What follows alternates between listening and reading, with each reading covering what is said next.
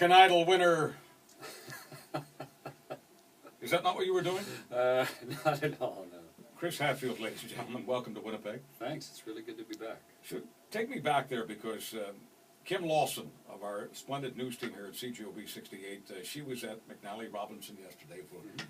Everyone looking for Elvis, looking for the rock star and finding him, because that's what you are right now. You're the Elvis of space. Yeah. And so we've got Kim Lawson telling us that one of the moms with her son waiting for 3 hours, like a lot of other moms with their kids.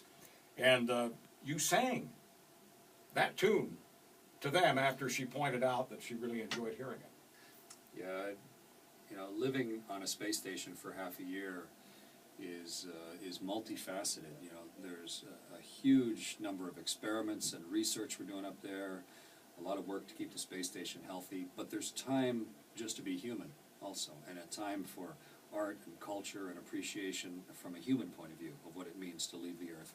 And music's a big part of that, and I recorded a whole CD's worth of original music up there, as well as a couple things that got big media play. And a song we did with, I co-wrote with the Bare Naked Ladies, called Is Somebody Singing, was sung live with me with 700,000 students across Canada.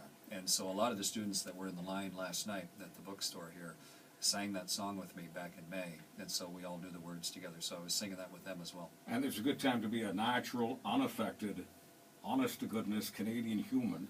When a mom has been waiting for 3 hours, you didn't diva her, you sang her the song. Well, there's only one of me, and I'm doing my best, and I really appreciate people taking the time to line up just so we have a chance to meet. I don't know how else to do it. I'm giving a lot of public talks, and of course speaking with you and through the media as much as I can, but it's really nice to meet people and their kids one-on-one.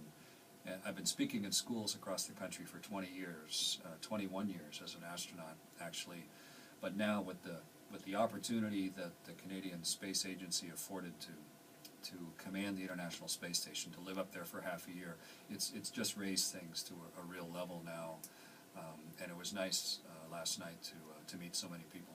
How long did it take you to rocket to the top of the New York Times bestseller with your book? An Astronomer's and Astronaut's Guide to Life. Chris Hadfield, I just want to mention that every now and then, ladies and gentlemen, because that's part of what the deal is. The reason you've come to Winnipeg isn't just to meet Winnipeggers. You're selling books right now. You're selling books all over the world.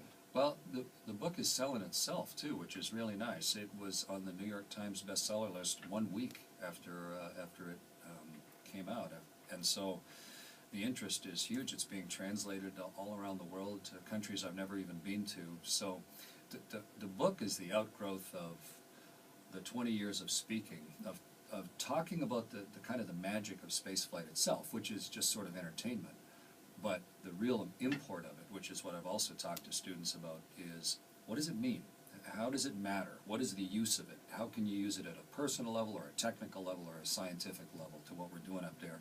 And the book gets into all of those things, and I'm delighted at the interest that came with it. Chris, I want you to park humility for just a few moments as I ask you this question, because I'm asked all the time. Earlier I was asked by Hal Anderson. People who know that I'm about to interview you, they always want to know, what is it that's causing the mania? And I've got a theory. As I say, I want you to park humility if you agree with me. If you disagree with me, put the boots to me. That's fine. But my theory is it's not just about what you've done. It's not just about the fact that you've inspired millions of people all over the world, and certainly many, many people here in Canada, to access their imagination, to go for the gusto, to go for the glory, to be the best they can be, and all of that. All those things matter. But the reason Chris Hadfield is such a rock star right now is because we're living in a country, we're living on a planet right now, where many people who are seen to be in public service are serving themselves, not the public. I could talk about the Senate, I could talk about Rob Ford, I could talk about politics, I could talk about economics, but I don't want to do all of that. Right. I just want to say that nature abhors a vacuum. You don't have to be a scientist to know that. And I believe that Chris Hadfield is filling a very important vacuum right now. Well, I didn't change. I decided, I dreamed of being an astronaut when I was a kid. I worked at it my whole life. I didn't just suddenly appear 6 months ago. I worked at it for the last 21 years, supporting other space flights, working internationally, trying to get myself as ready as possible. But, you know, up until last December, I'd been an astronaut for 20 years, and I'd flown in space for 20 days. So the work is not about anything glorious happening in orbit. The work is about dogged preparation and support of other people, and making sure that what we're going to do together is successful. And when I had the chance to live on the space station for half a year and command the spaceship, I did it full force. The Canadian Space Agency worked for years getting things ready so that we could maximize Canada's results up there, both the experiments but also people's awareness.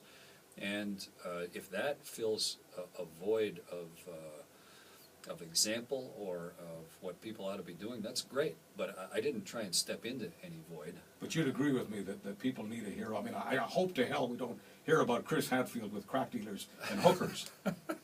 I hope so too.